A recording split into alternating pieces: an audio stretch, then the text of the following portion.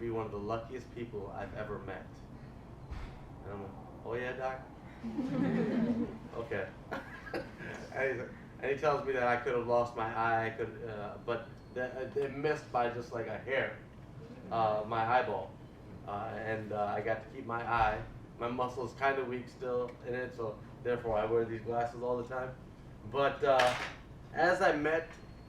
day as I met Arnold, I had forgotten about all of what happened to me the week before. And to keep my eye up, so my eye at the time, the muscle was so weak from the laceration that I couldn't blink. So to basically see out of that eye, I would take Scotch tape. Yeah, that's the way I'm raised. I'm sorry. I would take Scotch tape and just hold my eye up. And it was tough to blink, but at least I could see. My eye would get dry during the day, but I could still see. So the first time I'm going to meet Arnold, I'm super nervous because people are telling me, "You're going to do what? You're going to meet who? Are you out of your mind?" And I'm like, maybe I am. Maybe this eye thing is driving me crazy. So I had to really check myself. And that day when we met, I totally forgot about what had happened to my eye. You were so like in tunnel vision of what am I going to say.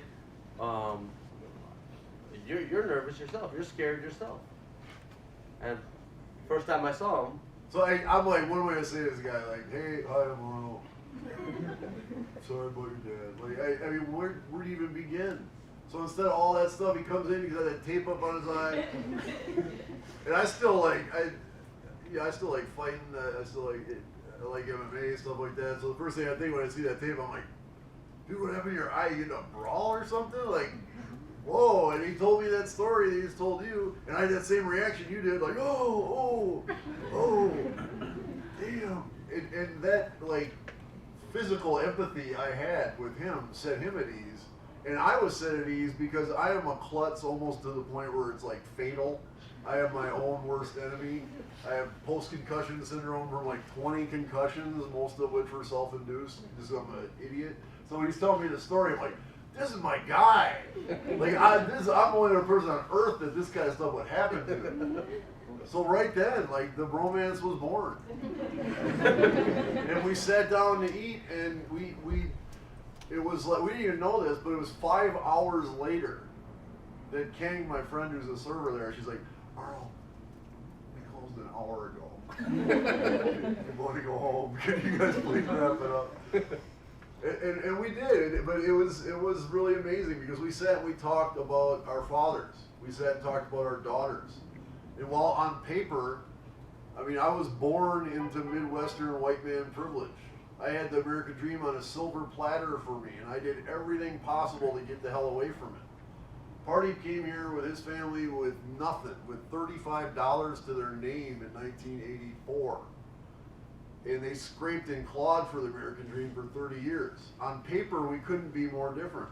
But when we sat down to talk, we found out that both of our daughters, when they were little girls, have this thing where if you put their socks on and that little stitch at the end of the sock didn't like line up perfectly across all their toes, they'd just be like, no, I'm not going anywhere. And it's always like when you're late to get to work or school or something, like our daughters both did that. We found out that our fathers had both taken apart the damn lawnmower in the living room. Because neither one's going to pay anybody to fix stuff. They'll be like, I'll fix it. I know how to fix it. On light colored carpet. Yes. We had a dark colored carpet. Oh, So did you? yes, there's a big difference there. All these similarities. And really, from that day forward, it was our mission to just go to the world with that message and say, look, as human beings, we have so much more in common than we have different. And that doesn't mean that our differences aren't there. It doesn't mean that our differences aren't important. But it does mean that those differences are beautiful. Those differences are an asset to our lives. They make our lives a richer experience. So when we connect on that foundation of common humanity, we can see our differences as assets, as something to truly celebrate. And so Par and I started doing talks like this. We did our first one at a high school of 700 kids. We had those kids like locked in for 100 minutes. They give us like 2 big standing ovations at the end. I'm kind of like, hey, come on. But after that, we're like, we gotta like, how are we gonna take this and like make it into a movement? And that's when Serve to Unite was conceived by Pardeep and his brother and other survivors like the days after the shooting. But it was kind of nebulous. Like, what are we gonna do? How are we gonna do it? I don't know. We'll figure that out. When Par and I met, we started doing talks together. We're like, we got to get in schools.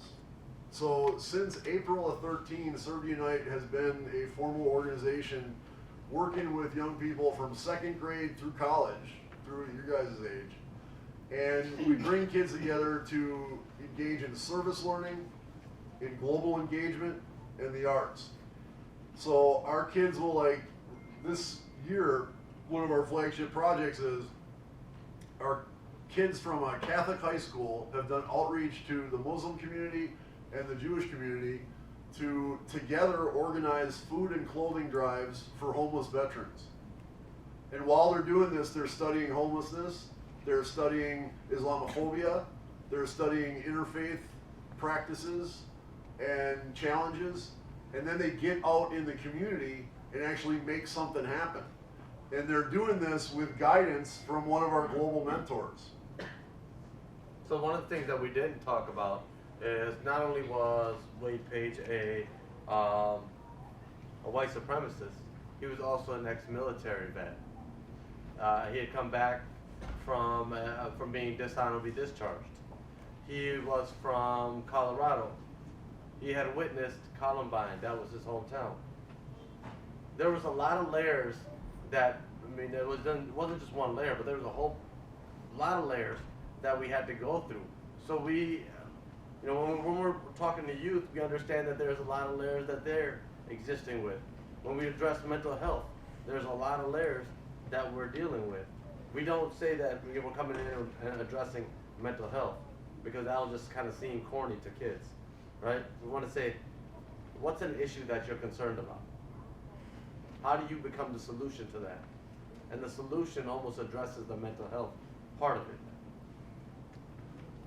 With the guidance of a great friend of ours, Yasmin Molbokas, who is a woman from London, England. She used to be a recruiter for an Islamist group called Al-Mujahideen. Now she works to help stop young people, particularly women, from joining ISIS. Our Catholic high school students had Yasmin Skype in and consult with them about like what's the best way to outreach to the Muslim community to invite them to take part in these food and clothing drives. And Yasmin said, hey, I think the best thing to do would be just call up, say, hey, I want to learn more about Islam. Can we come visit your mosque? And while we're there, we want to pitch a service project idea to you. And that's what our students did, and the mosque invited us there. We all sat down, we talked about our respective faiths, and then our students said, hey, we want to organize food and clothing drives for homeless veterans. Do you guys want to be part of this? And the mosque leadership said, absolutely we do. And so now we have a Catholic high school, a Muslim high school, and a Jewish day school, along with mosques, synagogues, and churches, all coming together to gather food and clothing for homeless veterans, to help these people who served our country and are suffering PTSD to heal and get on their feet and to live happy, successful lives. That's service. And in this climate today, where we have a political administration that is actively pumping fear into our society, we have to challenge that verbally, absolutely, but we also have to challenge it with action. And nothing speaks louder than a bunch of Jews, Catholics, and Muslims working together to help homeless vets. Somebody's coming up to me going, yeah, but Muslims are all terrorists, blah, blah, blah, blah, blah. I'm like, you know what, I'm happy to talk to you about that, but I have to go pick up this ton of food that the mosque organized for the homeless veterans. So let me go do that, and then we'll talk. That food and clothing drive speaks volumes, and it plants those seeds that can change people's hearts and minds. It demonstrates how wrong it is to fear our neighbors, to fear other people because they look different than us, they have a different faith than us, they come from a different country of us. That's wrong, and our students are demonstrating this. So we are in our 4th full school year of Serve to Unite. We've been in about 40 or 50 schools in Milwaukee area. We have worked in detail with students. Pardeep and I during the school year are typically in schools all throughout the week. And all of these students are building human identities. They're finding that foundation of common humanity to work from, to find a place to solve all these huge problems that we face. I invite you guys all to learn more about Serve to Unite at our website, servetounite.org. Come catch us on Facebook. It's S2U Peacemakers, or just search Serve to Unite, you'll find it. Please come be a part of what we're doing on social media. Share the work that our students are doing. Help amplify their voices. And contribute your own work. I know a lot of you guys are already involved in amazing efforts to serve people. So when you're doing that, let's talk about that. Hit us up on Facebook. Let's post that on our website. Let's all make this a movement that on an ongoing basis we are defying hate and violence. You guys, real quick before we take questions, I want to thank you guys all for coming today, and I want to thank your university for having us. It really is partnerships and collaborations that allow us to do the work that we do with Serve to Unite. We do not charge the schools that we're in. A lot of that is due to underfunding, and underfunding in a lot of these schools for the arts-based curriculum. So we partner with an organization called Arts at Large, who provides this art component into schools that can't afford to have a regular full-time arts program or teacher. And your university and the talks that we do also help supplement that as well. So, and a big props to Brooklyn College and what you guys are doing, and thank you for thank you for having us. Thank you all.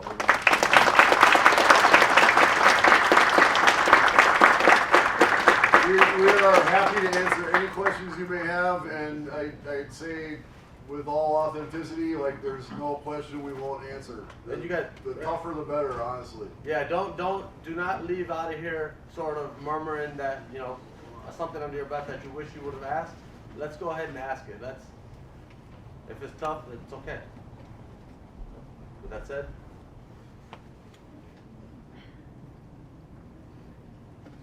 Hi, thanks for the talk. So when you left the white supremacist gang, was it, I'm assuming you just didn't stop attending or leave. What Right. was the process of actually separating yourself from that? Sure. So the question was, what was the process of me separating from the hate groups I was in? I was fortunate in that by the time I left, the gang that I had helped to build had kind of self-destructed. Go figure, but hate and violence isn't really the most healthy organizational culture for an organization to operate under. By the time I left, we kept having all these young guys coming in there, and our group, like any kind of violent extremist group, was very wolf pack mentality. Me and my guys were the alphas, and you listen to us, and if you don't listen to us, you're gonna get beat down, and if you got something to say, we're fighting.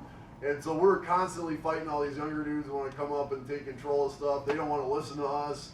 And it kind of splintered off into all these little groups. So by the time I left, I really only hung out with my guys in the band.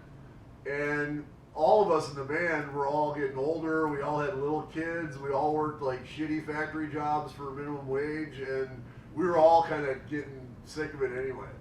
So when I left, there wasn't really a gang to come after me. I did know a lot of people, honchos in the hate groups around the world.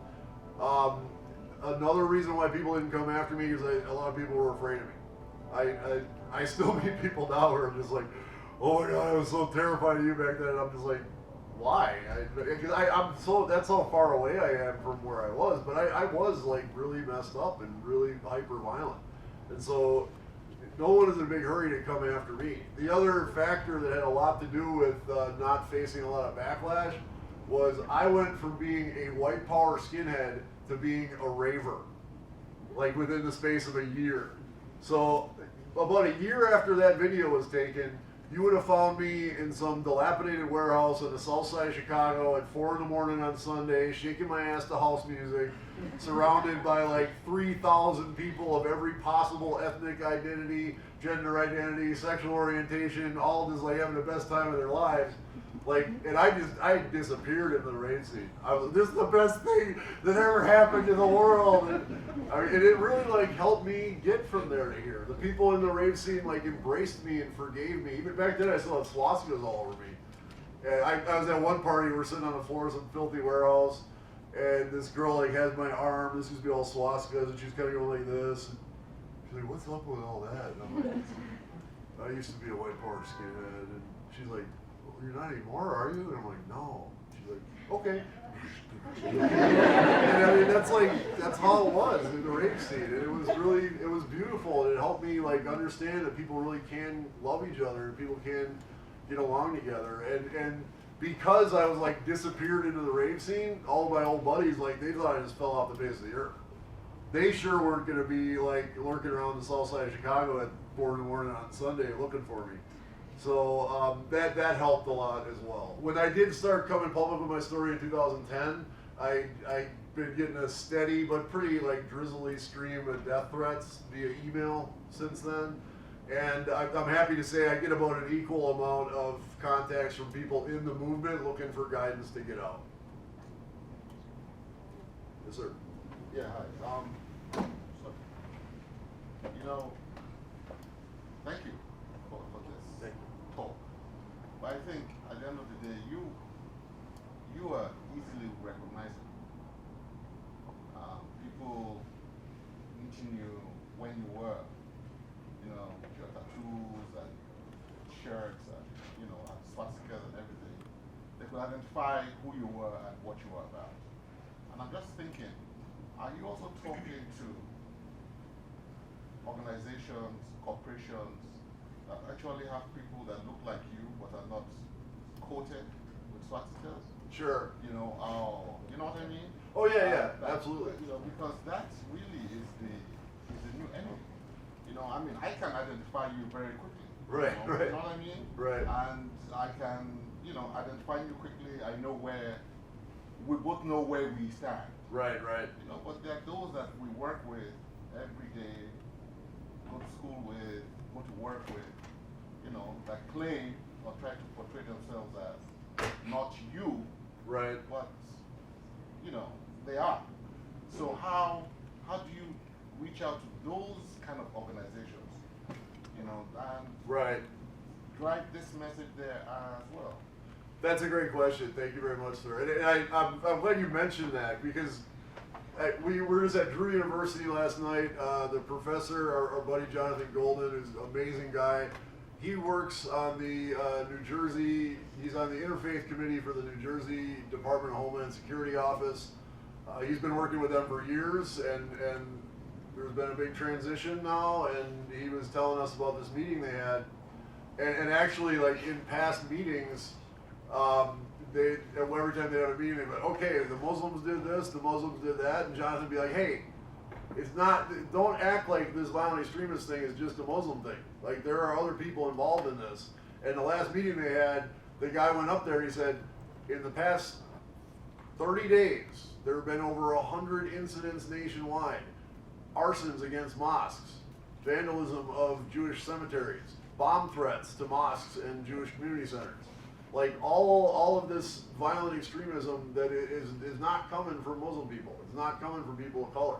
It's coming from the alt-right. It's coming from asshole white kids who are lashing out for the same reason that I was lashing out.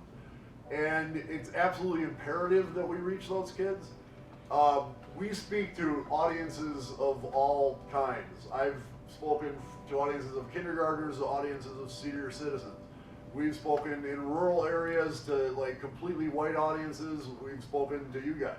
I've spoken to a high school in Norway, which, believe it or not, looked a lot like this audience. It was one of the most diverse audiences I've had.